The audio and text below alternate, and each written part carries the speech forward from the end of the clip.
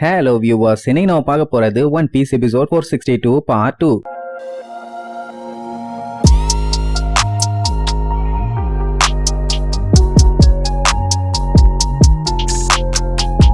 Open பண்ணா போன பாட்டுல ஒயிட் பியர்டு அப்படியே ஒரு பெரிய சைஸ் அலைய மரைன் போர்டுக்கு நேரா தூக்கி விட்டான்ல. அப்படி எலும்புன அலை மட்டும் மேல வந்து விழுந்துச்சுன்னா அடுத்த 2 நிமிஷத்துல அந்த இடத்துல மரைன் போர்டுன்னு ஒண்ணு இருந்ததுக்கான அறிகுறியே இல்லாம தடம் தெரியாம அழிஞ்சு போயிடும். ஏன்னா அந்த அளவுக்கு ஒரு பயங்கரமான சுனாமி. அத்தனை பேரும் வாய பழந்துகிட்டு ஆன்னு பாத்துட்டு இருப்பானுங்க. அடேங்கப்பா எத்த தண்டின்னு. ஒரு சில பேரெல்லாம் கன்ஃபார்மே பண்ணிட்டானுங்க சோழி முடிஞ்சுன்னு. ஆனா அந்த வாலாட்சுங்க தான் எதுக்குமே பயப்படாம அப்படியே கூலா நின்னுட்டு இருப்பாங்க. டோஃப்ளமிங்கோ எல்லாம் அடேங்கப்பா கேள்விப்பட்ட மாதிரி ஒயிட் பியர்டு கொஞ்சம் பெரிய ஆள் தான், பயங்கரமான பவர் தான் சொல்லி பாராட்டிட்டு இருப்பான். அப்போ ஒயிட் பியர்டோட வாய பாக்கணுமே அப்படியே பொல்லந்து சிரிச்சுக்கிட்டு இருப்பான். உள்ளுக்குள்ளே ஒரு பெரிய பாம்பு புத்தே கட்டலாம் போல. சோ அந்த அலை அப்படி அகோரமா வெறித்தனமா பாஞ்சி வருது. கீழே இருக்க நேவி ஆளுகெல்லாம் ஐயோ நம்மளை எரிக்கணுமா புதைக்கணுமான்னு சொல்லாம வந்துட்டோமே, அது சரி தண்ணில அடிச்சுட்டு போனா எங்க போவோன்னே தெரியாது, எரிச்சா என்ன புதைச்சா என்னங்கிற மாதிரி முடிவே பண்ணிட்டானுங்க. இங்க இவனுங்க 3 பேரும் ஏதோ டிவி ஷோ பாக்குற மாதிரி பாத்துக்கிட்டு இருப்பானுங்க. ஆனா அந்த டைம் தான் அவகிஜி ஒரு ஜம்ப போட்டு அவனோட ஐசேஜ் பவரை யூஸ் பண்ணி வந்துட்டு இருக்க ஜெய்சாண்டிக் அலைய அழகா ஃப்ரீஸ் பண்ணி விட்டுருவான். அவன் மட்டும் இப்படி இடையில போந்து இந்நேரத்துக்கு ஃப்ரீஸ் பண்ணலன்னா சம்பவம்னு ஒண்ணு சொல்லுவாங்களே, அந்த சம்பவம் இந்நேரத்துக்கு நடந்திருக்கும். கொஞ்சம் விட்டுருந்தா செத்துருப்போண்டா சாமின்னு சொல்லி நடிகிட்டு இருப்பானுங்க. இதுல வேற லூஃபியோட ஃப்ரெண்ட் இருக்கானே கோபியும் ஹெல்மெட்டும், அவனும் அங்கதான் இருப்பானுங்க. அப்பங்கும் போது இந்த அவகிஜி என்ன பண்ணுவான், அவனோட பவரை யூஸ் பண்ணி ஒயிட் பியர்ட அட்டாக் பண்ணுவானா. அது ஏதோ திரிசூலம் ஈட்டி மாதிரி ஒண்ணு பாஞ்சு வரும். ஆனா ஒயிட் பியர்டு ஏர்ல ஜஸ்ட் ஒரு பஞ்சு மட்டும் தான் வைப்பான். அந்த திரிசூலம் மாதிரி வந்தெல்லாம் உடஞ்சு நுறுங்கி தூள் தூளா போய் அவகிஜியோட மண்டையிலேயே பாதி வெட்டு வந்துடும். நல்ல வேலை அவன் ஐசாமானால தப்பிச்சான், இல்லன்னா ஸ்பாட்லயே பாடி தான். பட் வாங்கின அடியில மேல இருந்து பொத்துன்னு வந்து விழுவானா. விழுந்தவன் என்ன பண்ணுவான், அப்படியே அந்த இடத்த மொத்தமா ஐசா மாத்திடுவான். ஆக்சுவலா இந்த வேலையை இவங்க வரதுக்கு முன்னாடியே இவன் பண்ணி வச்சிருந்தான்னா அவங்க வரதுக்கு கஷ்டப்பட்டிருப்பாங்க. ஐ மீன் கப்பல் வந்திருக்காது, அவங்க தான் அங்க இருந்து ஓடி வரணும். அது ரொம்பவும் கஷ்டம். பேசாம அப்படி பண்ணிருக்கலாம், ஏன் அப்படி பண்ண முட்டான்னு தெரியல. பட் இருந்தாலும் அவங்கள தடுக்க முடியாது, அது வேற விஷயம். ஒரு சின்ன டிராப் தானே. சரி ஒன்னும் பஞ்சாயத்துல இப்போ அவகிஜி பண்ண வேலையிலேயே உள்ளுக்குள்ள இருக்க ஒயிட் பியர்டோட கப்பல் எதுவுமே மூவ் ஆகாது.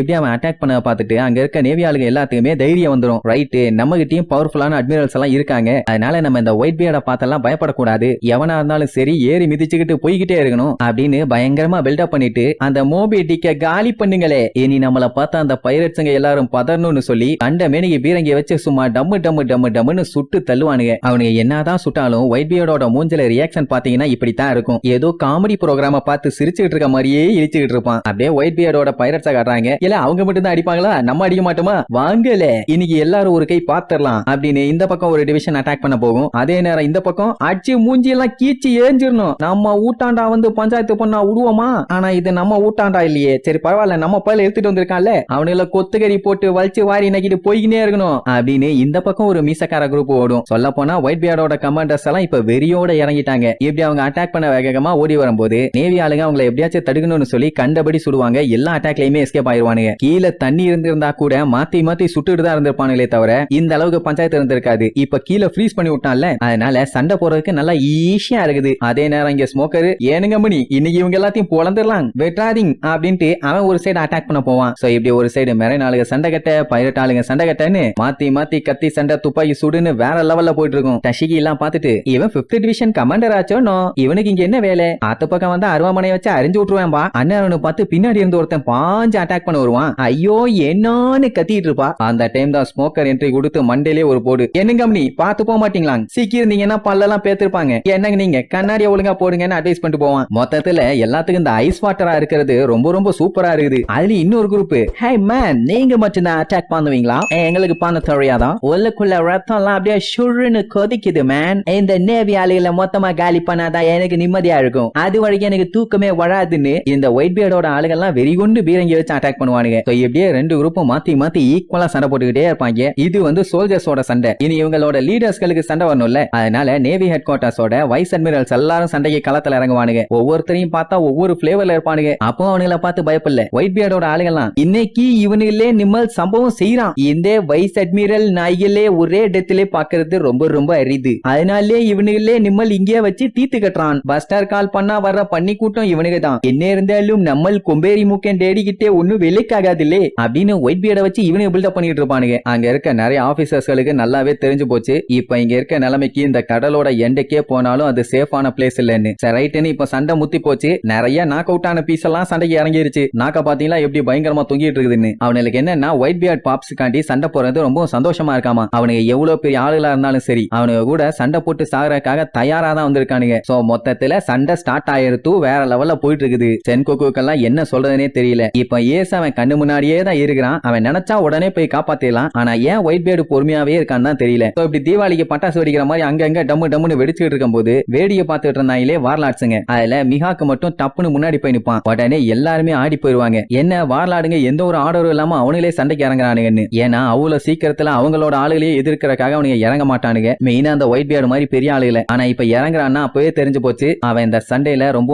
ஆர்வமா இருக்கான்னு. இப்போ மிகாக்கு என்ன தெரியணும்னா இவனும் ஒயிட் பியர்டும் எந்த அளவுக்கு பவர்ஃபுல்லா இருக்காங்கன்னு. அட நம்ம ஜோரோ கூட இவன் கூட சண்டை போட்டு கடைசியில எந்த அளவுக்கு வீக்கா இருக்கான்னு தெரிஞ்சதுல. அப்படின்னா இவன் ஒயிட் பியர்டு கூட சண்டை போட்டாதானே தெரியும் இவன் எந்த அளவுக்கு வீக்கா இருக்கான் இல்ல இவனால அவரை ஜெயிக்க முடியுமா அப்படின்னு. மேட்டர் என்னன்னா ஹாக்கையோட கண்ணை பார்த்தாலே எவ்வளவு ஸ்கில்டான சோல்ஜர்ஸா இருந்தாலும் பயத்திலேயே உறைஞ்சு நடுங்க ஆரம்பிச்சிருவாங்க. ஆனா அவன் இப்ப ஒயிட் பியர்டையே எதிர்த்து நிக்கிறான். நிஜமாவே அவன் ஹாக்கை தாங்கிற மாதிரி சில பேர் பார்ப்பாங்க. அதுலயும் ஒயிட் பியர்டோட பைரட்ஸ் எல்லாம் சில பேர் மிகாக்கு கூட சண்டை போடணும்னு ரொம்ப ஆர்வத்துல இருக்கானுங்க. ஏன்னா பெரிய ஸ்வாட்ஸ்மேனா மாறணும்னு ஆசைப்படுற ஒவ்வொருத்தனுக்குமே இவனை பீட் பண்ணணும்னு சொல்லிட்டு ஒரு ஆர்வம் இருக்கும். ஏன்னா இவன் தான் உலகத்திலேயே ஸ்ட்ராங்கஸ்ட் ஸ்வாட்ஸ்மேன். அது சும்மா சொல்லப்படுதா இல்ல நிஜம்தானான்னு சண்டை போட்டாதானே தெரியும். அப்ப அவனோட பிளாக் ஸ்வாட வெளியே எடுப்பான். ஸ்மோக்கரே ஒரு செகண்ட் அசந்து போய் தான் பார்ப்பான். டஷிகிக்கு அந்த ஸ்வாட பத்தி நல்லாவே தெரியும். உலகத்திலேயே 12 ஹையஸ்ட் கிரேட் ஸ்வாட்ல இதுவும் ஒன்னு. டார்க்கான பிளேடு. அதுல இருக்க டெம்பர் லைன் எல்லாமே இர்ரெகுலரா டபுள் கிளா பேட்டர்னோட இருக்கும். சொல்ல போனா அது பெரிய ஸ்வாட்ஸ்மேனுக்கு மட்டும்தான் சூட்டபிளான ஒரு ஆயுதம். சொல்ல போனா மிகாக்குக்கெல்லாம் அது ஒரு பெர்ஃபெக்டான ஒன்னு. அதை ஓங்கி ஒரு வெட்டு வெட்டுவான். ஏர்ல அந்த கத்தியோட ஃபோர்ஸ் அப்படியே பிச்சுக்கிட்டு வரும். எல்லாருமே ஒரு செகண்ட் மிரண்டு போய் பாப்பானுங்க. அவன் எய்ம் வச்சு அடிச்சதே ஒயிட் பியர்ட தான். கீழே வேற ஃபுல்லா பனிக்கட்டியா இருக்குதா அப்படியே உடைச்சு பிச்சுக்கிட்டு போகும். எல்லாரோட மூஞ்சியை காட்டுறாங்க. அப்படியே ஆர்வமா என்ன ஆகும் என்ன ஆகும் என்ன ஆகும்னு சொல்லி சக்கு சக்கு சக்கு சக்குன்னு மாத்தி மாத்தி காட்டுறாங்க. அந்த பவர் அப்படியே நேரா ஒயிட் பியர்டு கிட்ட போகும். அவனை அப்படியே இழுச்சுக்கிட்டே எந்த ஒரு அசைவும் இல்லாம கேஷுவலா நின்னுட்டு இருப்பான். அப்படியே வந்து டாப்புன்னு அடிச்சு படு பயங்கரமா வெடிச்சு தெரிக்கிறதோட